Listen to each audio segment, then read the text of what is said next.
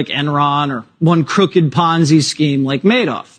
Over 1 million people invested in a crypto company called FTX. Woke up last week and saw their life savings gone. $2 billion of it gone. Where did it go? We have no idea. What we do know is that behind the scam artist, Sam Bankman-Fried was the guy funneling millions into the Democratic Party. He was actually their second largest donor behind George Soros. Pumped about 10 mil into the Biden campaign bank account in 2020 and then spent another 40 million in the midterms for things like get out the vote and ballot harvesting. Oh, and he was just about to spend about $1 billion on Democrats in 2024.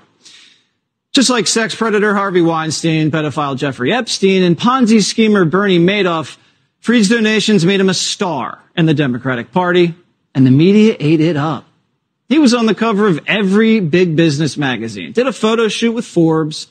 Fortune even called him the next Warren Buffett. But so-called Wall Street pundits said he was actually bigger than that. J.P. Morgan of this generation, Sam Bankman-Fried. We talk about him a lot. Yeah. Sam Bankman-Fried. Is he the Jay Gould of our era, or is he the J.P. Morgan of our era? I think it's yet to be determined. Yet to be determined. Is he Vanderbilt? He could be. Is he Harriman? Possibly. Is he the credit mobilier scandal? Is he Carnegie? Did J.P. Morgan or Vanderbilt get to hang out at a party with Bill Clinton and Katy Perry? I don't think they did. They actually let Mini Madoff wear his baggy basketball shorts on stage with Bill. He's like Crypto Fetterman. Guess they'll let you wear whatever you want when you can buy red wave insurance for Democrats. How do you find political fundraisers? They come to you directly? Is it easy to get to you and say, we need this money for this candidate? And what type of candidates do you tend to support? Oh, yeah. Well, if I pulled out my phone here and just looked at my last 10 text messages, about half of them are going to be people asking for, politicians asking for contributions. I've got a few people on the ground in D.C. who are sort of actually running the operation. So this operation helped Democrats keep the Senate and blunt the red wave in the House. While Mini Madoff got to hide away in the tax haven of the Bahamas, where he was working out a fake office with about 9 other kids. They were all sleeping with each other and popping pills.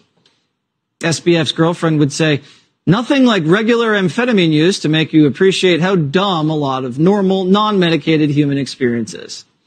Oh, and she was also put in charge of about $32 billion of assets. Yeah, this lady. Something like weirder than the previous week would happen. And I was like, okay, I just mentally, adjusted myself to, okay, we're farming comp. And then it's like, oh, now we're farming these things that are like foods. And then now we're farming these whatever weird, meta food things. I don't know. Great. I'm going to go out and look for whatever, the weirdest, dumbest thing people are talking about today. And that's going to be the thing I'm working on today. Funny thing about Mini Madoff's main squeeze right there, her dad used to be the sitting SEC chair's boss over at MIT. Same guy who was supposed to be regulating all this was actually taking meetings with FBF right before he went bankrupt. Literally right before. FTX had Washington in their pockets, and Democrats didn't care because they were all getting rich. Will they give back the $40 million? I mean, it was dirty money and investors lost their shirts. Probably not. Lydia Moynihan's a business reporter for the New York Post, and she's been following the story closely. Lydia, did you meet this little Mini Madoff? I did. What was he like? He was very aggressive about reaching out to media, and he was very strategic about building relationships, and that's why he got so much coverage, the amount of coverage a Mark Zuckerberg would get, even though he hadn't really accomplished anything at that point in his career. He was vegan, so we dined on celery juice, the first and last time I will ever partake. And what's interesting is... Doesn't look like a celery juice guy. No offense, but okay. Maybe that was all part of the fraud. It would make sense. He probably had a Big Mac after the meeting.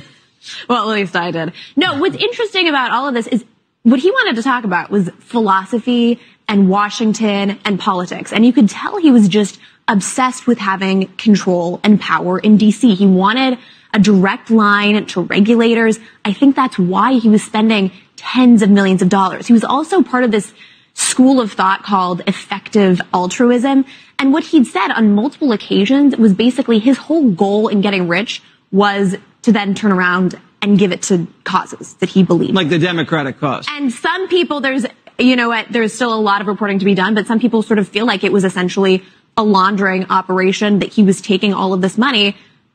Where was he putting it? So he was showering these Democrats with campaign contributions, hoping that they would regulate his competition and make him even richer. But then he was raiding customer accounts and also just blowing it on BS. Like that woman who was his number two or girlfriend, they were in a polyamorous relationship, but who am I to judge? She doesn't know what she's doing. She doesn't know what she's investing in.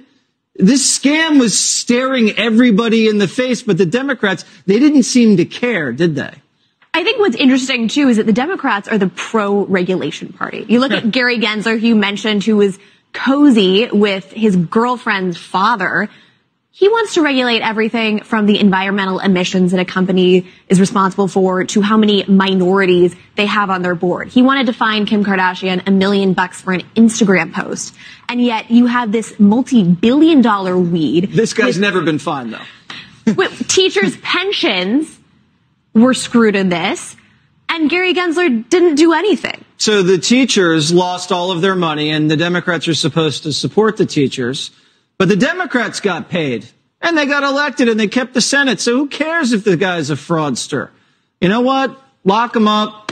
They got the Senate locked up. I guess it's a fair trade. Lydia, thanks for following this.